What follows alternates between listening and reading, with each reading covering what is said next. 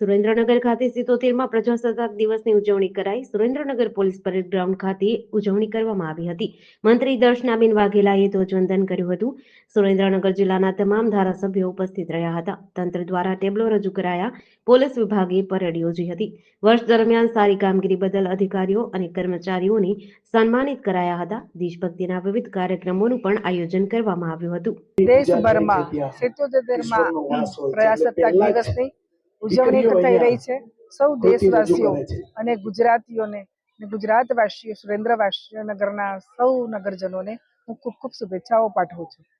આપણે સૌ જાણીએ છીએ તે પ્રમાણે દેશ આઝાદ થયો ત્યાર પછી આપણા વડાપ્રધાન શ્રી નરેન્દ્રભાઈ મોદી અત્યારે હાલ ગુજરાત અને દેશ 1947 પછી જે વિકાસની અવિરત ગાથા આગળ વધી રહી છે તેને આગળ વધારી રહ્યા છે ને એના જ કારણે આજે આપ સૌ જાણો છો એ પ્રમાણે દેશ પ્રગતિ કરી રહ્યો છે અને ગુજરાત પણ આખા દેશનું એક રોલ મોડેલ બન્યું છે અને એમાં સુરેન્દ્રનગરનો પણ સર્વાંગી વિકાસ થાય એવો રાજ્ય પ્રયત્ન કરી રહ્યો છે અને આજ આપણે આપ સૌ જાણીએ છીએ પ્રમાણે ઘણી બધી અહીંયા આજે જે જાહેરાતો પણ થઈ અને સુરેન્દ્રનગર જિલ્લાના વિકાસમાં સરકાર શું કામગીરી કરી રહી છે એ પણ આપણે વાત કરી છે।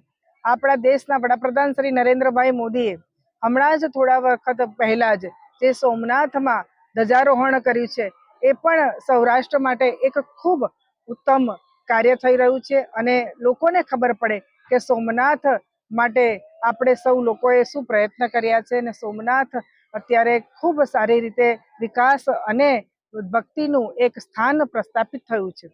એની સાથે સાથે હું એ વાત પણ જરૂર કહીશ કે દેશના વડાપ્રધાન શ્રી નરેન્દ્રભાઈ મોદીએ આ દેશને 2047માં વિકસિત દેશ તરીકે આપણે આગળ વધી રહ્યા છે અને એમાં જે કાર્ય કરવાનું થઈ રહ્યું છે એ કાર્ય ગુજરાત સરકાર અને દેશના વડાપ્રધાન નરેન્દ્રભાઈ મોદી કરી રહ્યા છે। ગુજરાતના મૃદુ અને મક્કમ મુખ્યમંત્રી ભૂપેન્દ્રભાઈ પટેલ પણ આ સરકાર દ્વારા ખૂબ સારું ગુજરાતના વિકાસનું કામ થાય એ થઈ રહ્યું છે। આપણે સુરેન્દ્રનગરને જોઈએ તો સુરેન્દ્રનગર પણ આજે ખૂબ વિકસિત જે જિલ્લો થઈ રહ્યો છે। હમણાં થોડા વખત પહેલા જ ગ્લોબલ સમિટમાં આપણા સુરેન્દ્રનગર જિલ્લામાં પણ થઈ છે। દેશ અને વિદેશના લોકો અહીંયા ધંધા અર્થે આવે અને સુરેન્દ્રનગરનો વિકાસ થાય એવો પ્રયત્ન ચાલી રહ્યો છે અને નર્મદાના નીર દ્વારા ખેતીમાં પણ સુરેન્દ્રનગર આગળ વધે એવા સરકારના પ્રયત્નો થઈ રહ્યા છે। ફરી આજ 77મા પ્રજાસત્તાક દિને હું સૌ નગરજનોને અને ગુજરાતવાસીઓને ખૂબ ખૂબ શુભેચ્છાઓ પાઠવું છું। જેડીસી ન્યૂઝ સાથે કલ્પેશ વાઢેર, સુરેન્દ્રનગર।